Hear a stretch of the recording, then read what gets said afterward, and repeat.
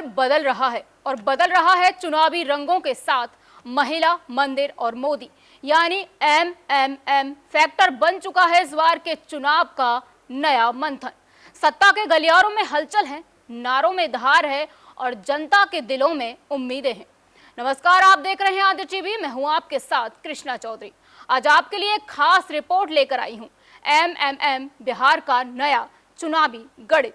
इस बार बिहार की सियासत में एक नया फॉर्मूला उभर कर सामने आया है, एमएमएम फैक्टर, यानी महिला, मंदिर और मोदी। बीजेपी इस चुनावी समर में अपने एजेंडे को लेकर पूरी तरह तैयार है। एक तरफ है पीएम मोदी की लोकप्रियता, दूसरी तरफ आस्था का कार्ड और तीसरी तरफ महिला वोट बैंक को लुभाने की। बिहार में महिलाएं, खास तौर पर ग्रामीण इलाकों की महिलाएं, लगातार बीजेपी जेडीयू गठबंधन के साथ खड़ी रही हैं। हाल ही में सरकार ने कई बड़े कदम उठाए हैं। पेंशन में बढ़ोतरी, यानी विधवा और वृद्धा पेंशन की राशि 400 से बढ़ाकर 1100 रुपए कर दी गई है। जीविका परियोजना, स्वयं सहायता समूहों को बैंक ऋण पर अब केवल 7% ब्याज देना होगा, जो पहले 10% था। जीविका दीदियों का मानदेय 2 गुना कर दिया गया है। विवाह भवन योजना, अब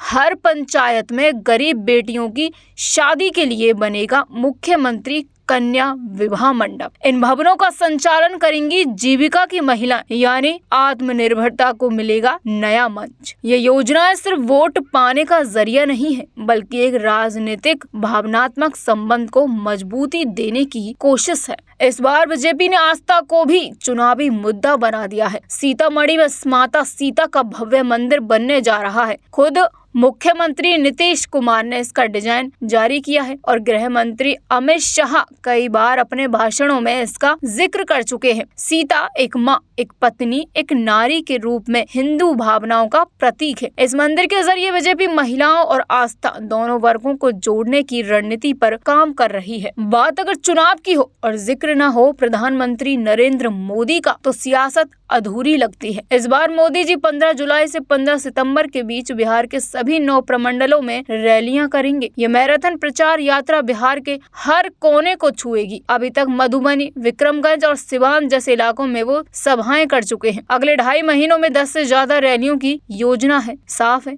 मोदी खुद बिहार की जनता से सीधा संवाद करना चाहते और मोदी ब्रांड को हर मंच पर उतारा जा रहा है, ताकि वोटरों में भरोसा और जोश बना रहे। इधर इंडिया अलायंस ने भी महिला मतदाताओं को साधने की कोशिशें तेज कर दी हैं। कांग्रेस और राजद ने महिलाओं के लिए 50% सरकारी नौकरियों में आरक्षण, मुफ्त स्कूटी और बालिका सुरक्षा निधि जैसी योजनाओं का ऐलान किया है। वे इस अभियान को बेटी का भविष्य अभियान के नाम से चला रहे हैं। साथ ही मंदिर राजनीति पर पलटवार करते हुए इसे भावनात्मक मुद्दों से ध्यान भटकाने की कोशिश करार दिया है। इंडिया अलायंस का दावा है कि असली मुद्दा रोजगार और महंगाई है। बिहार में इस बार की चुनावी लड़ाई सिर्फ सीटों की नहीं, संवेदनाओं की है। महिलाएं केंद्र में हैं, उनके लिए योजनाएं, अधिकार और अब मंदिर भी।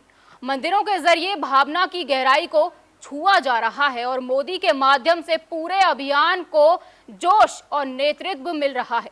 एमएमएम यानी महिला, मंदिर और मोदी, यह सिर्फ एक नारा नहीं, बल्कि एक रणनीतिक चक्रव्यूह है, जिसे बीजेपी ने बड़े ही सधे अंदाज में रचा है। अब देखना यह है कि क्या ये एमएमएम फैक्टर बिहार की जनता का मन जीत पाएगा। क्या विपक्ष इसका कोई जवाब दे पाएगा? जवाब मिलेगा आने वाले हफ्तों में, लेकिन फिलहाल इतना तय है कि बिहार में चुनाव सिर्फ सियासत नहीं, एक सांस्कृतिक और सामाजिक विमर्श भी है। फिलहाल के लिए इतना ही, फिर मिलेंगे एक नई रिपोर्ट के साथ। तब तक देखते रहिए, सोचते रहिए, क्योंकि लोकतंत्र सिर्फ मतदान नहीं, समझदारी भी है। नमस्कार।